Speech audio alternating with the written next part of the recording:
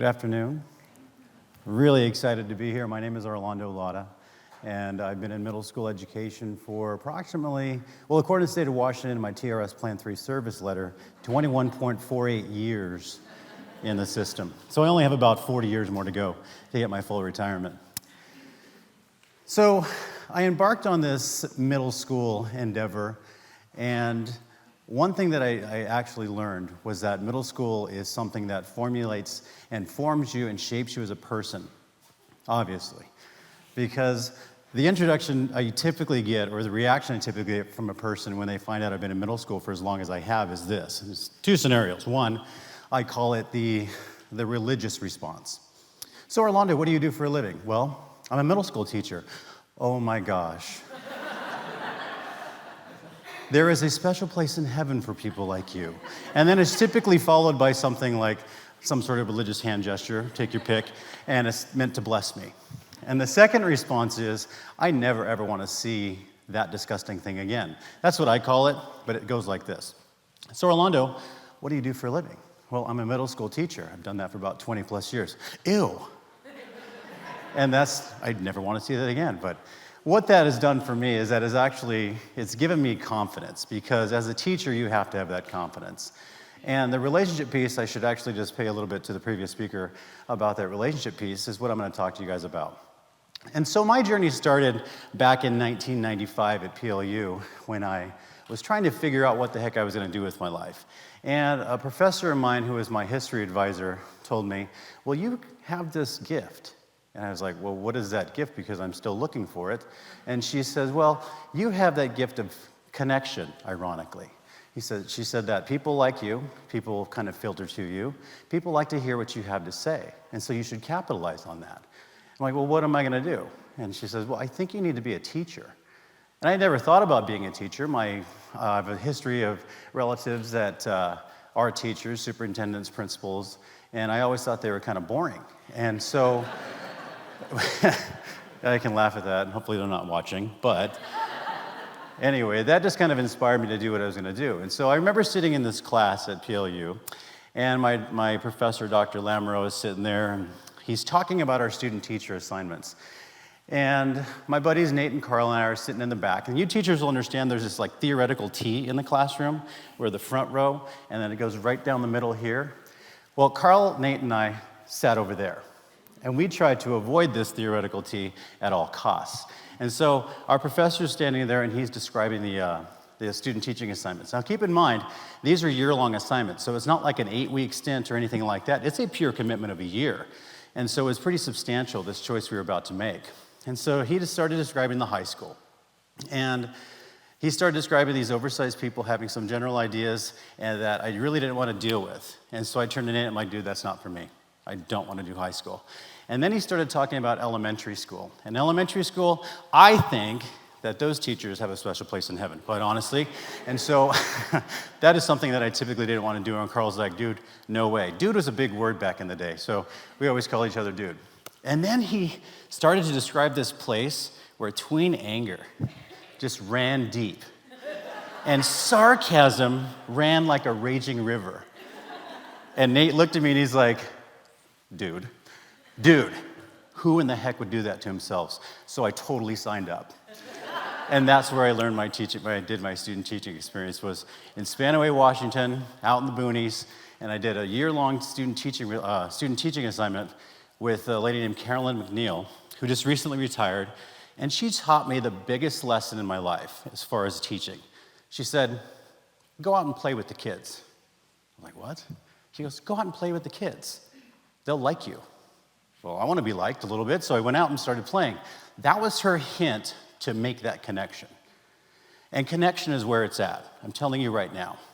Now, in my classroom, there are certain things that I do. And I'm not going to tell you about all the great curriculum that I teach, which I think it is, great curriculum. But what I am going to tell you is that the academics is a byproduct of what I do. And so what I mean by that is I mean that relationships are huge for me. And so I'll spend probably the first week and a half, 2 weeks, I'm not even lying, establishing a relationship with these kids. Because like humans, we have a basic human fundamental need. And if you think about Abraham Maslow's hierarchy of needs in the physiological sense, all of these needs have to be met in order for us to advance up that ladder of those 5 stages. And so that's what I concentrate on.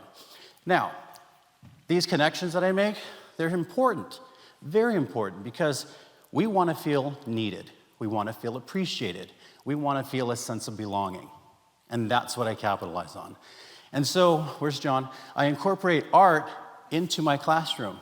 And what I do is I have these intro activities where we have team building, working on communication, but we also have art activities.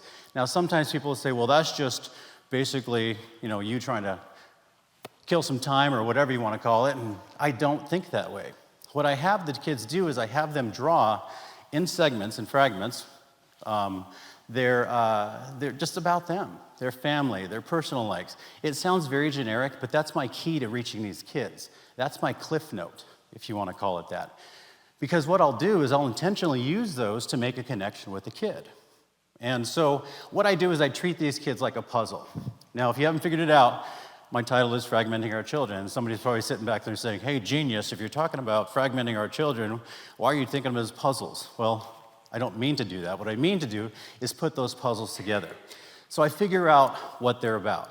I take those pieces, the social piece, the academic piece, and the personal piece, and I try and put those together so that I have a scaffold to teach them. And so that's where the academic piece comes. The academic piece is the byproduct of my relationship. And when you have a relationship with kids, you create trust. When you have a relationship with kids, you create loyalty. And if you've ever had something that is really loyal to you, a dog, none of my kids are loyal to me. Well, I'm kidding. They're pretty loyal to me, but my class, you can do pretty much anything with them academically, and they will trust you. You will tell them, hey, why don't you do this and see what happens? Well, what if I fail? It's okay to fail. And then you go into the social lesson, and that conversation you have about failure is something that is a byproduct of a relationship, because you can tell them things, and it's okay to fail. I still fail. And when you humanize yourself, you do that. You tell the kids, hey, when I was your age, I hated hearing that when I was growing up, but I say that quite often. I talk about my failures, and I tell them, yeah, it's okay to make a mistake. It's how you emerge that's more important. And so these little puzzle pieces running around, they're called kids, I love to interact with. And when you look at my classroom, my atmosphere is one of safety. Kids come into my class because they feel safe. And if you've ever been in my classroom, which I invite any of you to come to my classroom, kids feel safe. And that's an intentional piece. I want them to feel safe because I don't know what they've gone through to get to that school that morning. I've been in classrooms, and I've been a principal where we have kids that, maybe have been beat in the morning before they got to school. Maybe they've been in an argument with a friend. Maybe they've been in an argument with mom and dad. Something has happened that makes them agitated. And it's my job to figure that out. What exactly is making this kid tick, and how do I make this thing better? And how do I get this kid so that they can actually reach academically where I want them to go? And that's the biggest challenge. But I love that challenge, and I love my job. I love middle school, and that's crazy to say that I love middle school, but it just challenges me every single day. So I'm looking at my time, and I have a couple of things I wanted to say before I go. I've been battling a throat thing for about 2 weeks, but I can get through this. So the challenge is here. 1, I want everyone to be an advocate for kids. Now, I operate under the injunction that I make decisions that are good for kids, period. If I don't think it's good for kids, I'm not going to do it. If it's good for kids, I'm a staunch advocate for that thing. What I also want you to do is I want you to challenge yourself to listen to kids. Now, these kids are just so articulate sometimes. They're inappropriate sometimes, but they're articulate sometimes as well, okay? And they have some very, very interesting things to say. And they always tell me things because they're comfortable with me. Hey, Mr. Law, you know what? I really don't like your shirt today. I'm like, well, thank you very much for sharing. And then if you're in middle school, you understand, you just kind of take a shot back. I'm like, well, I don't like your shirt. Something like that. You just kind of bring it down to their level. But they love that stuff. They love that. And so when I'm thinking about what I want to do, with kids. I want them to be successful, and that's my ultimate desire. And so I'm going to close with this. I'm going to do with you what I do with my kids. I want you guys to close your eyes. Please, everybody close your eyes so that you can't see that I'm reading something. And also, I want you to visualize something. Now, I always tell my kids that a good book will play a movie in your head. So I want you to play this movie in your head with a quote that just totally sums up what my classroom is about and how I want kids to treat themselves and each other. It's from Maya Angelou. I've learned that people will forget what you said, people will forget what you did, but people will never forget how you made them feel. Okay, open your eyes. That's how I operate my classroom. I want them to feel good about themselves, I want them to feel good about me, and I want them to feel good about education. So, thank you for your time.